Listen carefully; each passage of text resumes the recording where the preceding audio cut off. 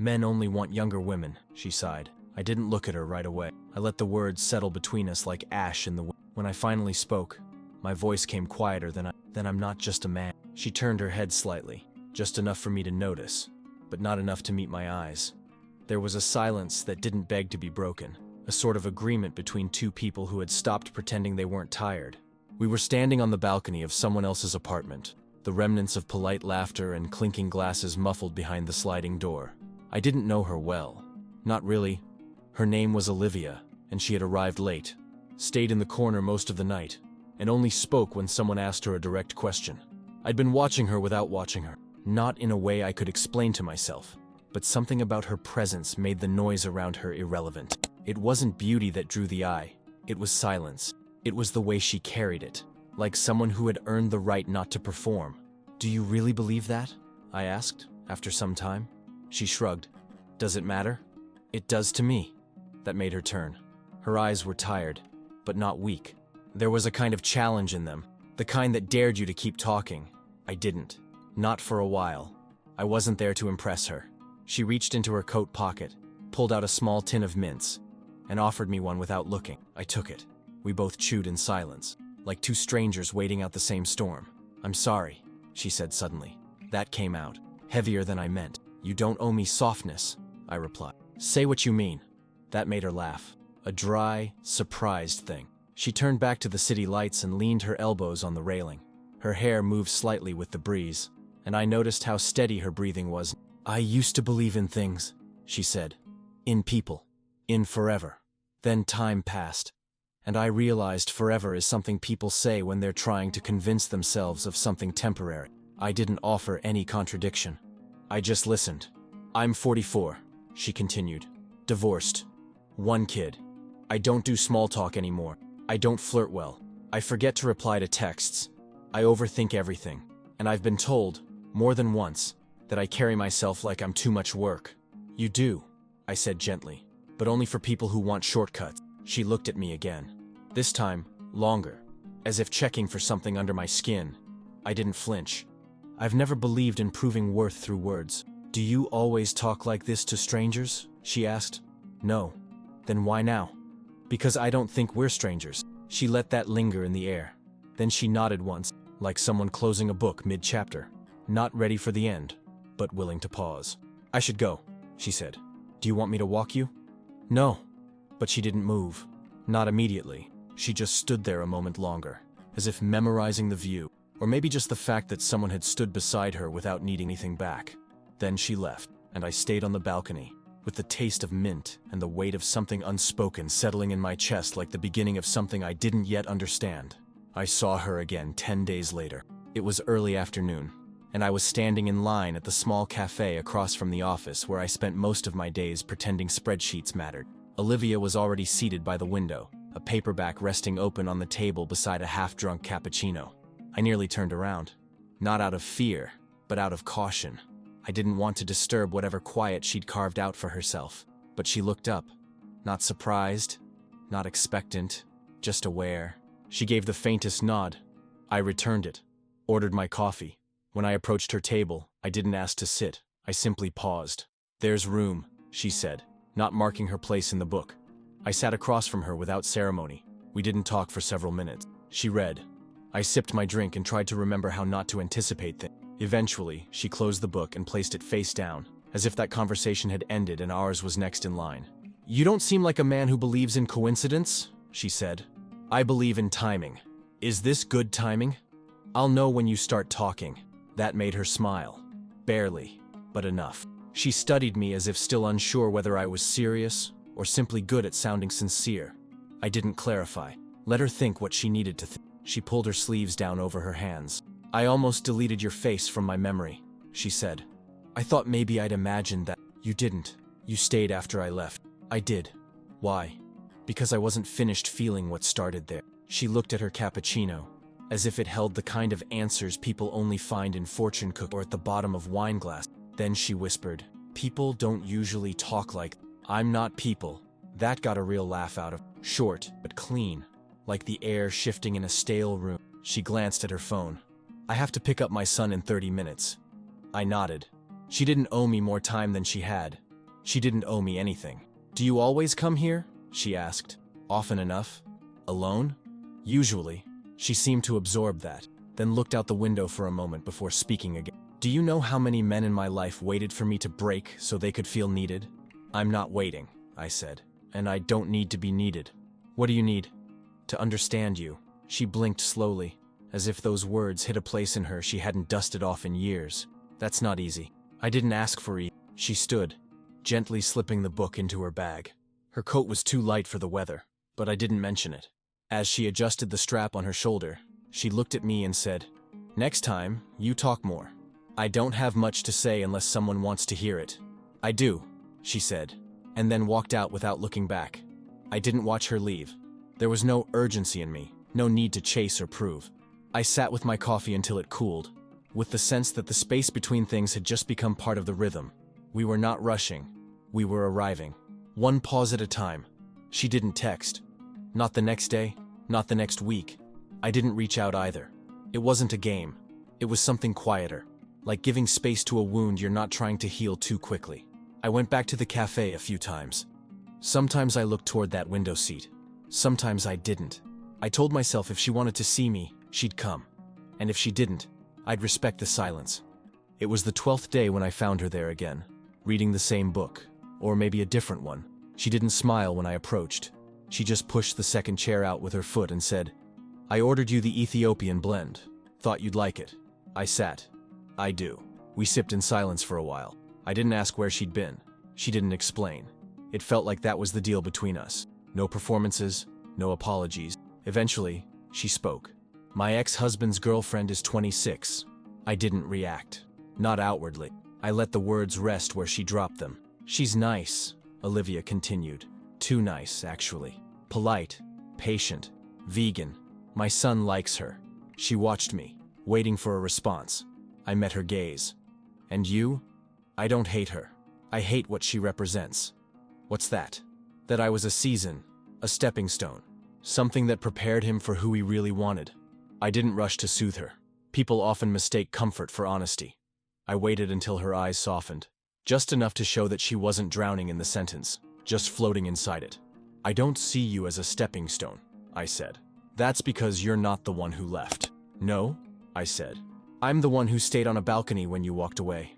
She closed her eyes for a moment, not dramatically, just briefly, like she needed to reset her breathing. When she opened them, her voice was low. "Jack, I don't want to be compared. I don't want to feel like I'm competing with someone younger or easier or newer. I don't want to wonder if I'm being chosen or tolerated." "You're not being tolerated," I said. "And I'm not comparing you to anyone, but you will. At some point, people always do." "Then I'm not people." She flinched. The same words I'd used before, offered back without irony. Maybe I was being too consistent. Maybe that scared her more than inconsistency ever did. I used to be the one people waited for. Now I feel like a leftover, like something someone might settle for if they're tired of chasing. "Are you tired?" She hesitated. "Some days." "Then don't run. Walk. Rest. But don't settle for someone who makes you feel like anything less than chosen." She looked at me, and something shifted in her posture. Not trust, not yet, but the early surrender of suspicion. The permission to believe, if only for a moment, that not all men are waiting to win or escape. "My son asked if I was seeing someone," she said. "What did you tell him?" "That I was seeing myself." I nodded. "Good answer." She smiled again, that rare, sideways kind of smile that doesn't light up a room but changes its temperature. She reached for her coat but didn't stand. "You're patient," she said. "I'm steady. There's a difference." "There is. Steady stays when patient gets tired." She didn't reply. Just let that sit there between us like something we'd come back to later. Then she stood and walked toward the door. I watched her reflection in the glass as she paused, hand on the handle. Without turning, she said, "I don't know what this is, Jack, but I don't want to ruin it by calling it something too soon." "You don't have to call it anything," I said. "Just come back." She opened the door and stepped into the evening. I stayed seated. The coffee was cold, but something else was starting to warm. I wasn't expecting to see her there. The parking lot was nearly empty, blanketed by the kind of slow, persistent rain that makes you question every errand. I'd gone in for something trivial, milk, but came out with coffee filters, paper towels, and the quiet satisfaction of having left the house. She was at the far end of the entrance, standing under the overhang, holding 2 paper bags against. For a second, I considered pretending not to notice her. Not out of avoidance, but out of respect. There's something sacred about solitude when it's chosen. But then she looked up and saw me. Her expression didn't change. No smile, no startled glance. Just recognition. That was enough. "You're soaked," I said when I reached her. "I miscalculated," she replied. "Didn't check the forecast. Classic mistake. I've got my car just over there." She glanced at the downpour, then back at me. "I'm fine." "I didn't ask if you were fine. I asked if you wanted a ride." There was a pause. Her grip on the bags shifted slightly. Then, with a sigh, she said, "Okay." We didn't speak on the way to the car. I took the bags from her hands without asking and placed them gently in the back seat. She settled in beside me, quiet, watching the wipers push water across the windshield like it meant something. "You always do that?" she asked. "What?" "Offer help without explaining yourself. Only when I mean it." She looked out the window. "You don't know where I live. I figured we'd figure that out." "Are you always this calm?" "No," I said. "Just with you." She exhaled, something between a laugh and a sigh. I didn't press her for more. I drove slowly, letting her give directions 1 turn at a time. It wasn't far.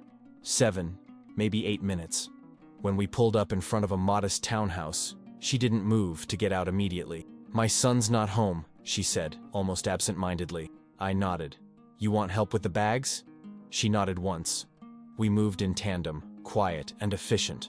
Inside, the air smelled like books and something faintly herbal. She placed the bags on the kitchen counter and started putting things away without asking me to stay. I didn't sit, just leaned against the doorway and watched her move. "Do you want tea?" she asked after a while. "Sure." She filled the kettle, set it on the stove, then turned to face me. Her expression was unreadable. "I'm still getting used to this," she said. "Company without expectation. You'll get there." "I'm not sure I want to." I stepped further into the kitchen. Slow, careful. "Why not?" "Because if I let myself want it and it disappears, I don't know if I'll have the energy to recover." I didn't answer. Just let the silence do what words couldn't. When the kettle began to whisper, she turned back to it, poured water over 2 mugs, and slid one toward me across the counter. "I used to host dinners," she said. "Every Friday night. Candlelight, playlists, folded napkins. I thought if I made things beautiful and people would stay." And did they? Some did, but not him. I took a sip of tea. It was too hot, but I didn't flinch. She watched me over the rim of her cup, eyes searching for something. "I don't know what this is, Jack," she said, "but I haven't told anyone else about those dinners in years. You don't have to know what it is. You just have to know that it's real. And if it ends, then it ends. But until then, I'll keep showing up. No fanfare, no folded napkins, just this." She leaned against the counter, eyes softening. "It's a strange thing, feeling safe with someone you barely know.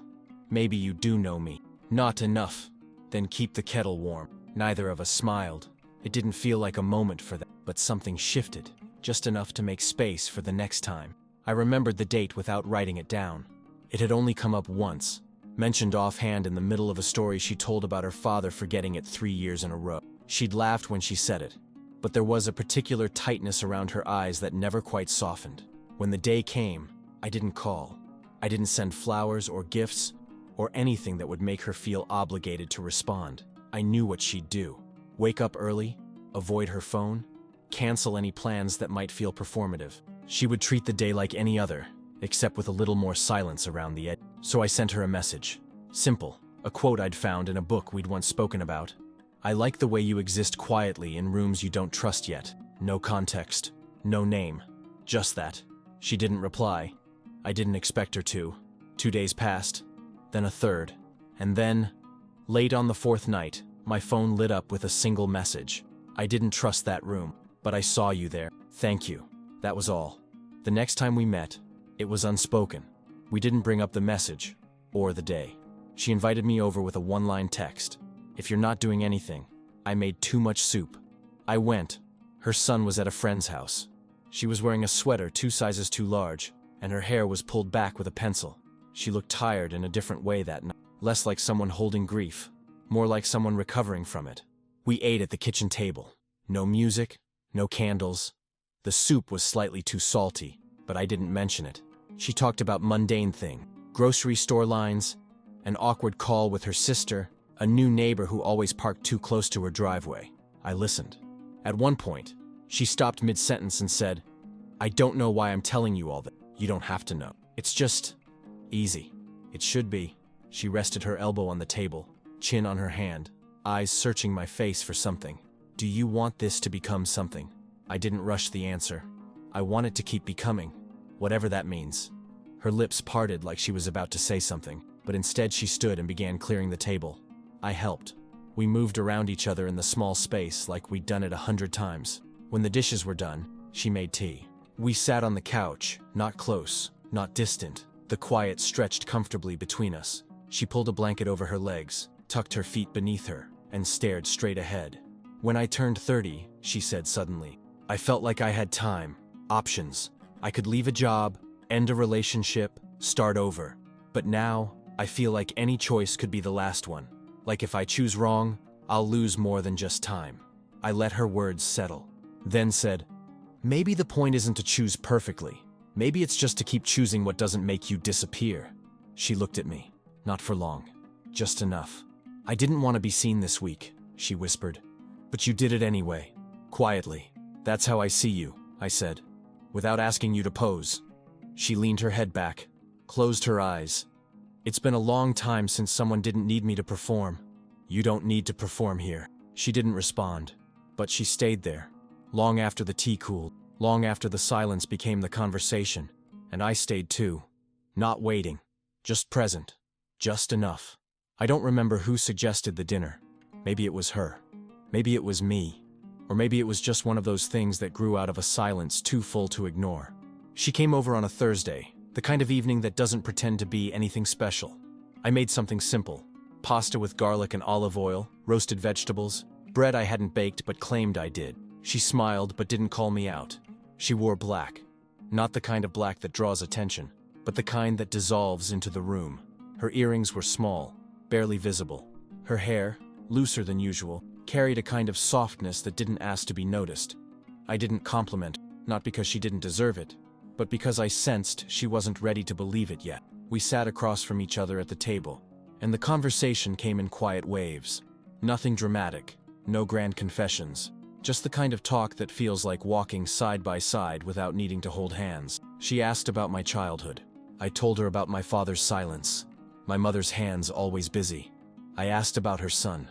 She spoke with a careful love, the kind that had been sharpened by worry and long nights. At some point, she paused, fork still in her hand, and said, "You speak in layers. What does that mean? You don't say anything directly, but everything lands anyway." "I think that's just how I breathe." She nodded slowly, then returned to her. There was no rush, no need to fill every second. After dinner, we moved to the couch, 2 mugs of tea between us, and let the evening settle. The room was quiet, not heavy, not tense, just still. She looked around like she was cataloging the details. The bookshelf, the blanket folded too neatly, the shoes by the door. "You live alone well," she said. "I've had practice." "I didn't," she replied. "I went from my parents' house to college roommates to marriage. I didn't know who I was outside of being with someone. And now, I'm trying." We sat there for a while, listening to the clock tick. No music, no distractions. She began to talk again, slower now, about the first year after her divorce. The way her friends changed. How family grew louder with concern but quieter with presence. The nights she'd lie in bed calculating her worth like a budget, subtracting every flaw, adding every effort, always ending in deficit. I didn't interrupt. Then she asked, "Do you ever feel like you're too much and not enough at the same time?" "All the time," I said. She closed her eyes. "I don't want to be a project. You're not. I don't want to be a consolation prize either. You're not that either." "Then what am I?" I could have said 100 things. Beautiful, strong, worthy, but none of those words would have landed right. Not then. "You're someone I see, fully, without fixing, without needing anything from." She opened her eyes again. They didn't glisten. She wasn't looking for tears or rescue, just truth. "That's rare," she said. "I know." We finished our tea. She didn't rush to leave. I didn't ask her to stay. We just sat there in a stillness that wasn't waiting for it. When she finally stood to go, She didn't say goodbye. She just looked at me, long enough for something unsaid to settle in. Then she walked out into the night, and I let her, because some things only happen slowly, and this, whatever it was, deserved to take its time. It was late when she called. Not dramatically late, just past the hour when people usually call with purpose. There was no hesitation in her voice, but there was something underneath it, something that didn't ask for help, only presence. "I'm not okay," she said, "but I don't need fixing. Do you want company?" "Yes," she answered, "but I won't know what to say." "That's fine." I arrived 20 minutes later. She didn't open the door right away. I heard movement inside, a pause, then the soft click of the lock. When she let me in, her eyes were dry, but everything else about her looked like something had unraveled. She didn't explain. She just walked to the living room, sat on the edge of the couch, and stared at the wall like it had betrayed her. I took a seat beside her, not close, not distant. I waited. "My son told me today that I'm exhausting to love," she said quietly, "that I take things too personally, that I make everything about me." I didn't speak. I know he didn't mean it to be cruel, but he said it like it was a fact, like he'd been carrying it for a while. Still, I said nothing. "He's right, you know," she continued. "I'm tired of how much space my emotions take up. I'm tired of needing reassurance, of feeling like I always need to apologize just for existing. I'm not." She turned to me, startled.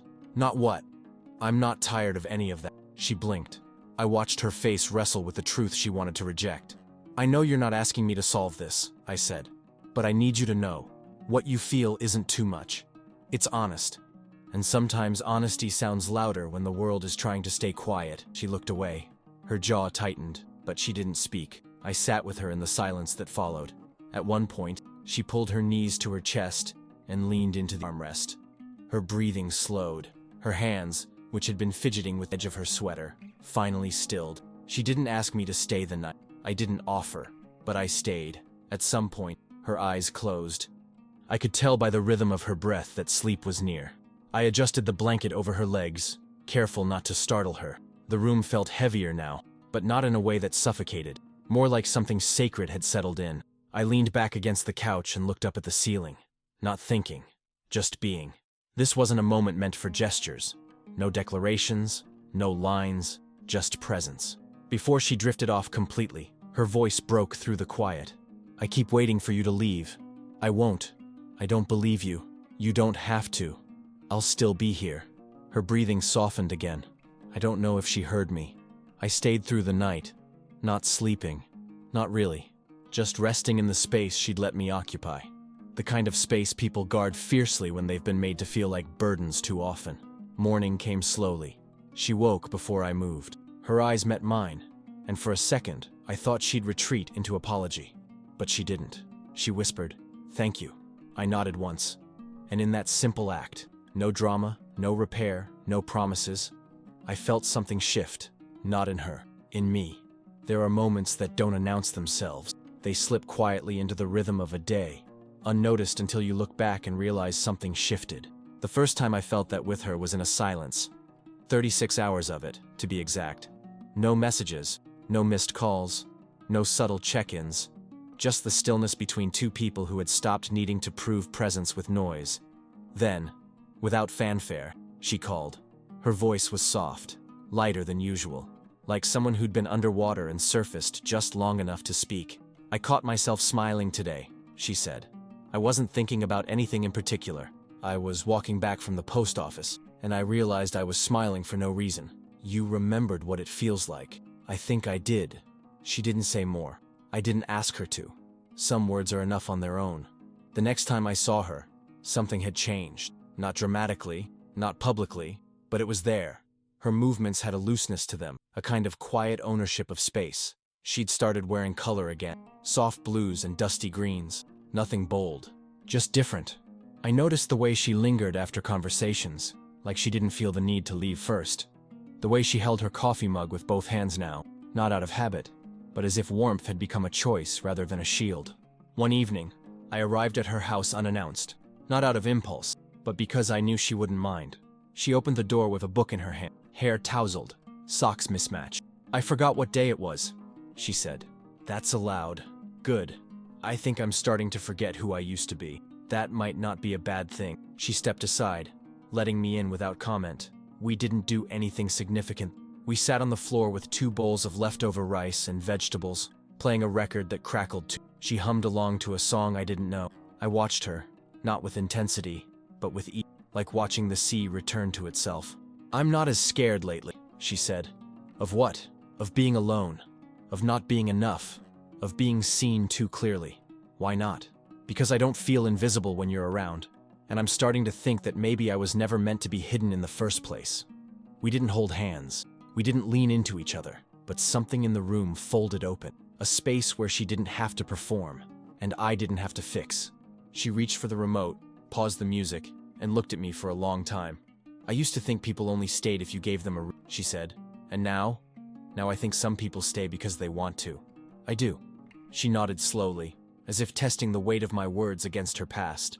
Then she stood, picked up our bowls, and carried them to the sink. There was no climax, no kiss, no promise of a forever that neither of us could name.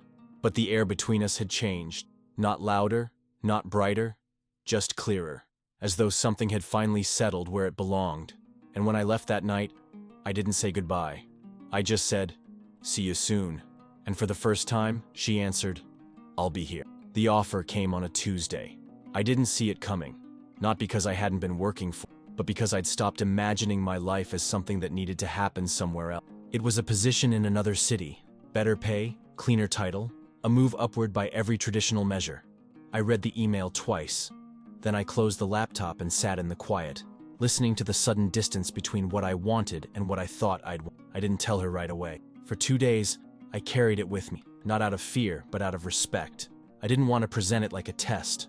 I didn't want her response to shape my decision. I wanted to know where I stood before I asked her where she was. When I finally brought it up, we were walking along the path behind her, the one lined with bare trees that still held their shape despite winter's insistence. She had her hands in her coat pockets. Her breath came out in soft clouds. "There's a job," I said. "Out of state." She didn't stop walking. "Would you take it?" she asked. "Not sure yet." She was quiet for a few steps. "Then, what would it change? Location, routine, my calendar, probably. And us. I don't know. That's part of why I didn't say anything right away." She looked straight ahead. "You're allowed to want things, Jack. So are you." She turned, then, her face open but unreadable. "Don't stay for me." "I wouldn't." "Then why are you telling me?" "Because if I go, I want you to know it wasn't because I needed to. And if I stay, I want you to know it's because I chose to." She took that in, quietly. Then she nodded, as if accepting something heavy she hadn't asked to hold. "You've been steady," she said. "You show up. You don't push. You don't ask for more than I can give. I don't want more than what you are. But what if I never become more than this? Then this is enough." We didn't speak much after that. The rest of the walk passed in the kind of silence that felt full rather than empty. When we reached her house, she didn't invite me in. She just stood there on the front step, eyes on the ground. "I'm scared," she said. "I know that you'll change your mind. I won't. That I'll get used to this, and then lose it. I'm not going anywhere. But you could." "Yes," I said. "I could, but I won't." I turned down the offer 2 days later. No drama. No dramatic farewell to ambition.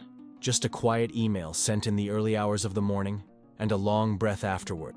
I didn't tell her immediately. I let the choice settle first. Made sure I didn't regret it. I didn't. Not once. When I finally told her, she didn't react the way I expected. No gasp, no tears, no rush of gratitude, just a slow blink and a quiet, "Okay." Then, after a long pause, "No one's ever stayed before. I'm not everyone. I know," she said. "I'm starting to believe that," and that was enough. That one sentence, heavier than 100 promises. That was how I knew I'd made the right decision, because I didn't need her to ask me to stay, and she didn't need to be convinced I would. We didn't mark a beginning. There was no defining moment, no first kiss under a certain sky, no specific line drawn between before and after. What grew between us did so quietly, like ivy along a wall, steady, unnoticed by those not looking, but impossible to ignore once seen.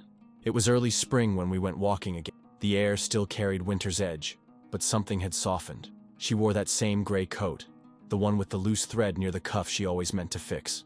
I didn't bring it up. She never had to be perfect with. We walked side by side in the park, not touching, not speaking much. Her son had gone away for the weekend, camping with a friend's family. She mentioned it only once, with a strange kind of quiet pride. He'd packed on his own. She hadn't reminded him. He remembered everything. He's growing up, she said. So are you. She smiled at that. Not the guarded smile I'd come to recognize, but something lighter, less edited. We sat on a bench under a tree not yet in bloom. Across the path, a couple argued in hushed tones. A child ran ahead, laughing, not noticing the tension trailing behind him like a shadow. Olivia watched them for a long time. Then she turned to me. You never asked me to explain myself, she said. I never needed to. Even when I pulled away, even when I didn't call, I knew you'd come back when you... That's not how people usually are. I'm not people, she laughed softly. You really like that line, don't you? It's true. She nodded, then looked down at her hands. She had stopped wearing rings. At some point over the past few months, they disappeared from her fingers. I hadn't asked why. I didn't need to know everything to feel close to her. I'm not sure what we are, she said. That's okay. I don't want labels. I don't want conditions. She looked at me then, really looked, like she was cataloging everything she'd once feared would disappear. Her eyes didn't ask for proof. They searched for presence. I used to think relationships had to start with declarations, she said. Big moments, loud certainty. And now I think maybe the ones that last begin in quiet. We didn't say anything after that for a while. Just sat there, watching the sky shift its color with the slow grace of something that doesn't need to be noticed to be beautiful. Eventually, she reached over and placed her hand over mine. That was all. No squeeze, no dramatics, just presence. I didn't move. I didn't look down. I just let my fingers rest beneath hers, letting the silence between us say everything it needed to. It wasn't a promise. It wasn't a confession. It was a choice. And that, I knew, was enough.